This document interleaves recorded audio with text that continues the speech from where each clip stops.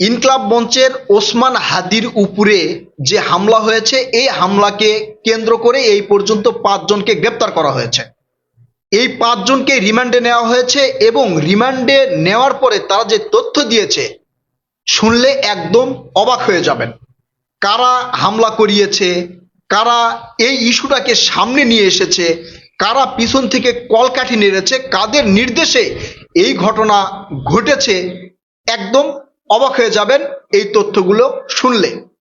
এদের কথাগুলো পরে বলছি, তার আগে আপনারা কিছু ঘটনা লক্ষ্য করেন। ওসমান হাদির উপরে কখন হামলা করা হলো? ওসমান হাদির উপরে যখন হামলা করা হয়েছে তার কিছুদিন আগে বেশ কিছু ঘটনা ঘটেছে। ২ জন ছাত্র উপদেষ্টা পদত্যাগ করেছে এই ত্রয়োদশ জাতীয় সংসদ নির্বাচনে নির্বাচন করবেন। তারা কোন কোন আসন থেকে নির্বাচন করবেন সেটাও আপনারা জানতে পেরেছেন। এখন এই ২ জন ছাত্র উপদেষ্টা যখন পদত্যাগ করলো, তারপরে কিছু লোকজন কিন্তু রাস্তায় নামলেন যে তারা ক্ষমতায় থেকে যে দুর্নীতি করেছে, কিভাবে টাকা কামিয়েছে, কোথায় বদলি বাণিজ্য করেছে, কোথায় নিয়োগ বাণিজ্য করেছে, এই সব তদন্ত করতে হবে দুদককে। যদি দুদকে এই ধরনের মামলা না হয় বা দুদক যদি তদন্ত না করে, তাহলে দুদক ঘেরাও কর্মসূচি কিন্তু তারা ঘোষণা করেছিল। এরপরে নির্বাচনী তফসিল ঘোষণা করা হলো। নির্বাচনী তফসিল ঘোষণা করার পর প্রচার প্রচারণা যেভাবে করা যায়, নির্বাচনী তফসিলের যে নিয়ম নীতি আছে সেইটার বহির্ভূত কোনো কিছুই করা যাবে না। আবার দেখেন, সামনে আমাদের মহান বিজয় দিবস, ২টা দিবস কিন্তু আমাদের সামনে। এক হচ্ছে বুদ্ধিজীবী শহীদ বুদ্ধিজীবী হত্যা দিবস এবং আরেকটা হচ্ছে ১৬ই ডিসেম্বর, যেটা আজকে হচ্ছে মহান বিজয় দিবস। এই ২টা বিজয় দিবসে কিন্তু সামনে। আবার অন্যদিকে বাংলাদেশের সবচেয়ে বড় দল বাংলাদেশ জাতীয়তাবাদী বিএনপি, এই বিএনপির ভারপ্রাপ্ত চেয়ারম্যান তারেক রহমান কিন্তু বাংলাদেশে আসবেন এমন ঘোষণাও দিয়েছেন এবং সবকিছু প্রস্তুত। এর আগেও তিনি আসতে চেয়েছিলেন, নিরাপত্তা শঙ্কার কারণে তিনি আসতে পারেননি। এখন এই ধরনের ঘটনা যখন আমাদের সামনে আসছে, ঠিক তখন ওসমান হাদির উপরে হামলা চালানো হলো। ওসমান হাদির উপরে যখন হামলা চালানো হলো, তারপরে অতীতের এই সব ইস্যু, ছাত্র উপদেষ্টার পদত্যাগ, তারা ক্ষমতা থেকে কি করেছে সেই বিষয়ে তদন্ত, তারেক রহমান দেশে আসবেন, নির্বাচনী তফসিল ঘোষণা, তারপরে এই নির্বাচনকে কেন্দ্র করে কি কি ঘটনা ঘটবে, এদিকে আবার কাদেরকে দেওয়া হয়েছে দলের নিবন্ধন, সেগুলো বিষয় যখন সামনে আসবে, তখন এই ওসমান হাদির ইস্যুটা সব কিছুকে ঢেকে দিল। এখন ওইসব বিষয়ে কিন্তু আর কোনো আলোচনা নেই। এখন আলোচনা একটাই, ওসমান হাদির উপরে হামলা করা হয়েছে, এর বিচার চাই এবং যে হামলা করেছে তাকে দ্রুত গ্রেপ্তার করতে হবে। একটু চিন্তা ভাবনা করেন এবং এই বিষয়গুলো মনে রাখেন। এখন আপনাদেরকে বলি, যাদেরকে রিমান্ডে নেওয়া হয়েছে তারা কি কি তথ্য দিয়েছেন। যাদেরকে রিমান্ডে নেওয়া হয়েছে আপনারা ইতিমধ্যে গণমাধ্যমের বরাতে জানতে পেরেছেন। যেই ব্যক্তি শুট করেছে বলে ধারণা করা হচ্ছে বা এখন পর্যন্ত সন্দেহভাজন হিসেবে গণমাধ্যমে প্রকাশ হচ্ছে, ফাইসাল করিম মাসুদ, তার শালককে গ্রেপ্তার করা হয়েছে, তার বউকে গ্রেপ্তার করা হয়েছে এবং তার একজন বান্ধবীকে গ্রেপ্তার করা হয়েছে।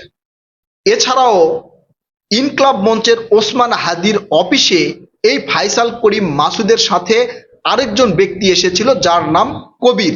নারায়ণগঞ্জ থেকে তাকে র্যাব গ্রেপ্তার করেছে।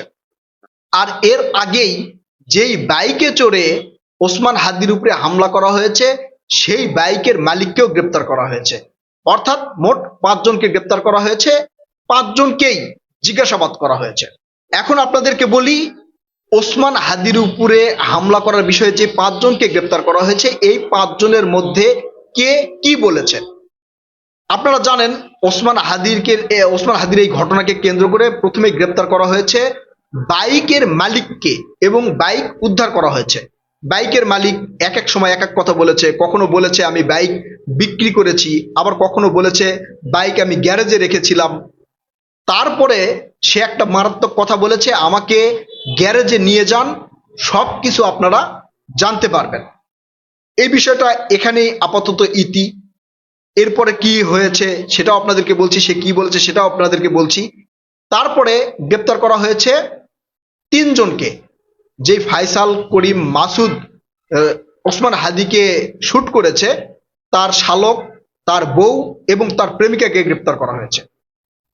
তার শালক এবং বউ খুব একটা মুখ খোলেনি বা মুখ খোলার কথা আমরা জানতেও পারিনি, তবে তার প্রেমিকা তিনি বলেছেন যে এই ফায়সাল করিম মাসুদের সাথে তিনি লিভ টুগেদার করতেন, মানে একসাথে থাকতেন এবং তাকে আর্থিক সহযোগিতা করবে বলে তার সাথে প্রেমের সম্পর্কে জড়িয়ে গেছেন, এই কারণে তার সাথে তার সম্পর্ক।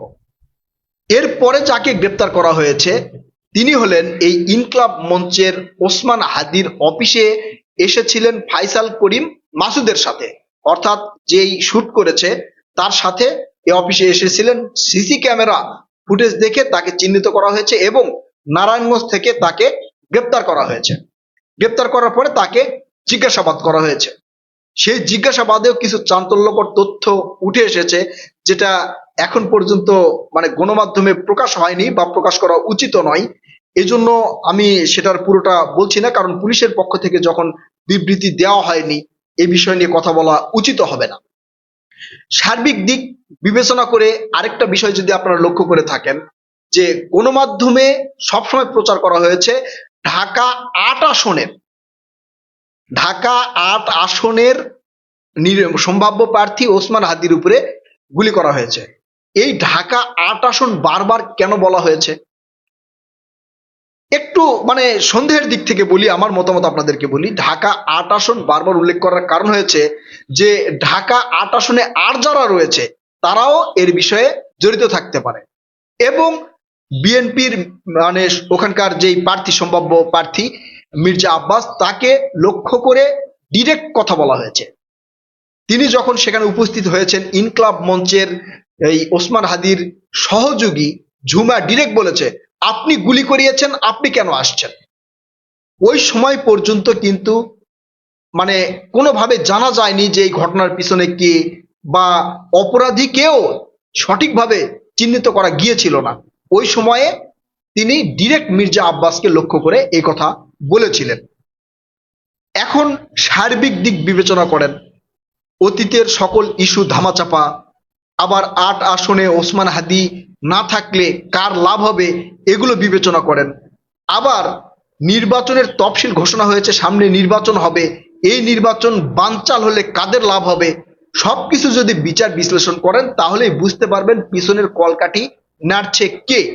তবে যেই ব্যক্তি ওসমান হাদির উপরে গুলি চালিয়েছে তিনি ছাত্রলীগের নেতা ছিলেন। এই ছাত্রলীগের নেতা এর আগেও কিন্তু গ্রেপ্তার হয়েছিলেন, আপনারা জানেন, প্রায় 14 লক্ষ টাকা অস্ত্র সহ গ্রেপ্তার হয়েছিলেন। তাকে জামিন কে করিয়েছে? আমরা জানতে পারলাম পত্রপত্রিকার মাধ্যমে যে তাকে জামিন করিয়েছে বিএনপির এক আইনজীবী এবং বিএনপির তিনি কেন্দ্রীয় নেতা। তাকে কেন জামিন করানো হলো এবং এই পরিস্থিতিতে কেন জামিন করানো হলো? মানে সবকিছু একবারে একটা জগা খিচুড়ি। অনেকেই অনেক ধরনের সন্দেহ মানে প্রকাশ করছেন, অনেকে অনেক ধরনের সন্দেহ করছেন যে আসলে এর পিছনে কে, কারা, কেন এই ধরনের ঘটনা ঘটলো, আসলে কি আওয়ামী লীগ এই ঘটনা ঘটিয়েছে নাকি অন্য কেউ তাদের নিজের স্বার্থ হাসিল করার জন্য সেখানে এই ঘটনা ঘটিয়েছে। আবার শুনছি যে সেখানে জামাতের পক্ষ থেকে এই যে শিবিরের সভাপতি অর্থাৎ ডাকসুর যেই ভিপি নির্বাচিত হয়েছে তিনি নাকি সেখানে আবার নির্বাচন করবেন। এখন এই নির্বাচনের ঘটনাও কিন্তু আমরা শুনেছি যে কখন তিনি নির্বাচন করবেন বা করবেন না, এই ধরনের কথাও কিন্তু শুনছি আর কি, এখন পর্যন্ত পুরোপুরি আমাদের কাছে আসে নাই। প্রিয় দর্শক, আপনারা এখন চিন্তা ভাবনা করেন এই ঘটনার পিছনে কে বা কারা থাকতে পারে, কেন এই ঘটনা ঘটানো হয়েছে। আপনারা আপনাদের মূল্যবান মতামত কমেন্ট করে জানাবেন। কথা হবে নতুন কোনো ভিডিওতে ইনশাআল্লাহ। ততক্ষণ পর্যন্ত ভালো থাকবেন। আল্লাহ হাফেজ।